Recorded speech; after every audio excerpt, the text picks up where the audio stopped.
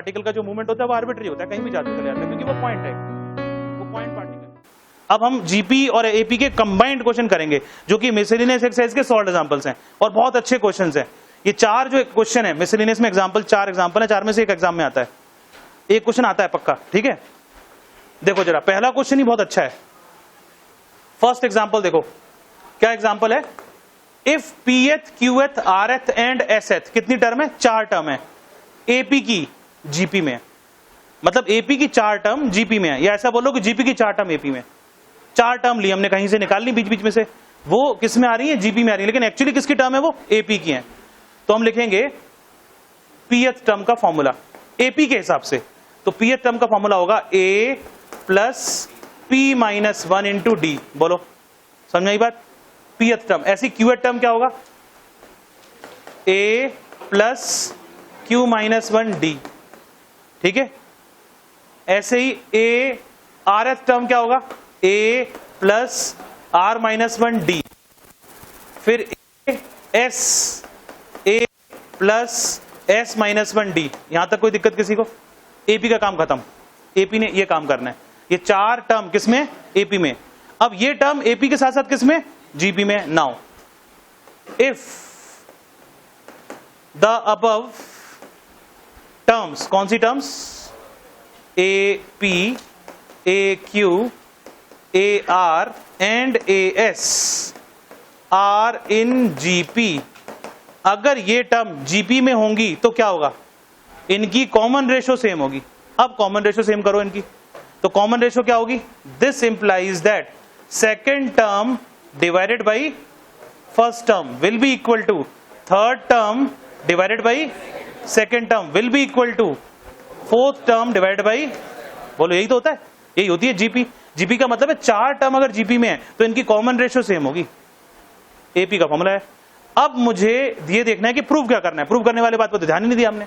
Prove क्या करना है, P minus Q, Q minus R और आर माइनस एस किस में होंगे, जीपी में होंगे। ये तीन टर्म जीपी में प्रूव करनी है। तीन नंबर जीपी में अगर हैं तो रूल क्या है, अब ये चीज ना इक्वेशन में कन्वर्ट करनी है। अगर ये तीन नंबर जीपी में है तो क्या प्रूव करना है, और क्या बोल सकते हैं इसको, कि बीच वाली टर्म का स्क्वायर इन दोनों के प्रोडक्ट के बराबर होगा। कोई भी तीन नंबर जीपी में ले लो, जैसे हमने लिया 2 4 8, तो देखो 4 का स्क्वायर क्या है, 2 इंटू 8 16 होगा हमेशा।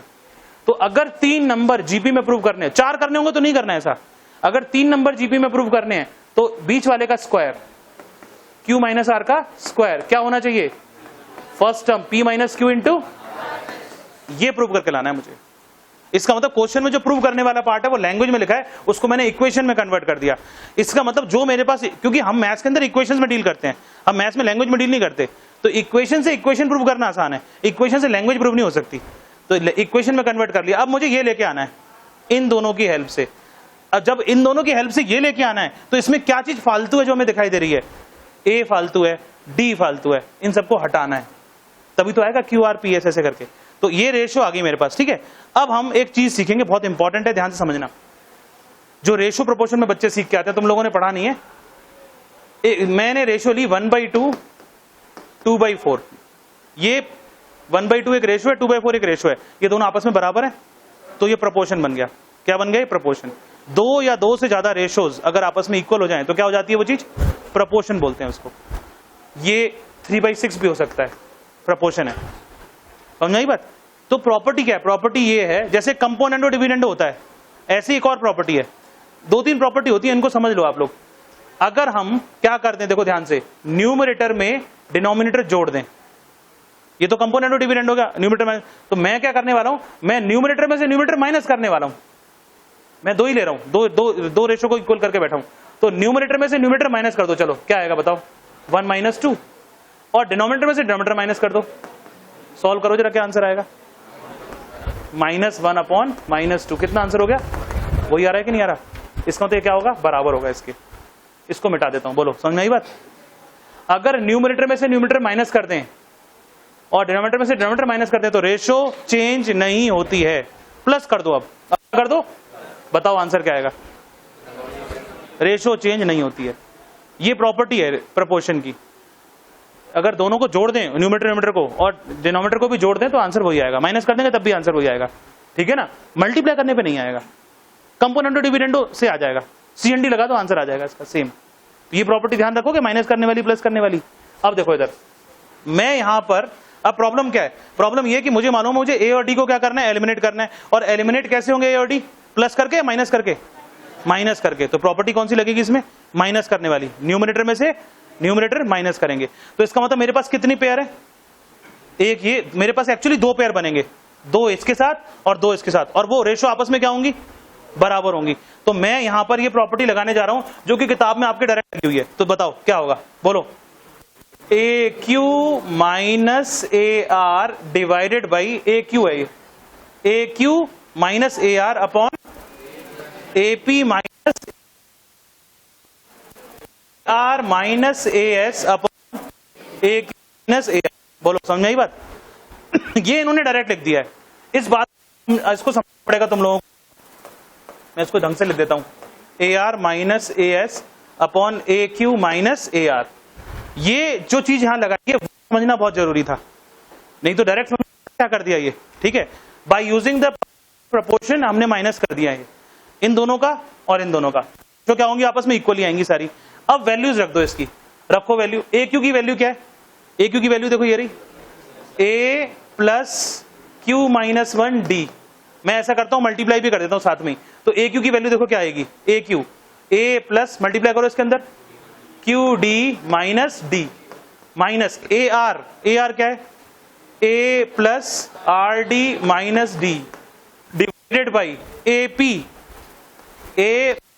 P d minus d minus a q, a plus q d minus d बराबर है किसके, वैल्यू ए आर क्या है, a plus r d minus d minus a s क्या है, a plus s d minus d divided by a q क्या है हमारे पास, a plus q d minus d minus ए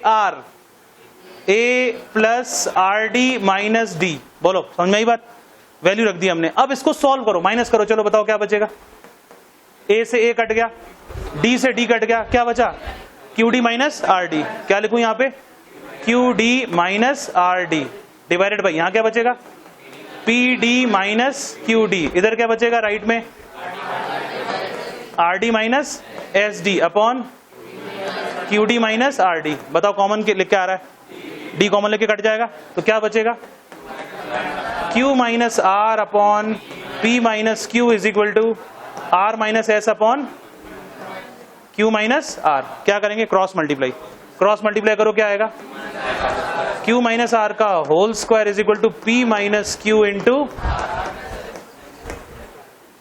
आ गई ना चीज। तो ये चीज प्रूव हो जाती है यहां से कि दिस इंप्लाइज दैट, क्या प्रूव हो गया, P minus Q comma Q minus R comma R minus S are in. समझ में आया पहला एग्जांपल। ये एग्जांपल आपको भूलना नहीं है, ये प्रॉपर्टी को भूलना नहीं, ठीक है।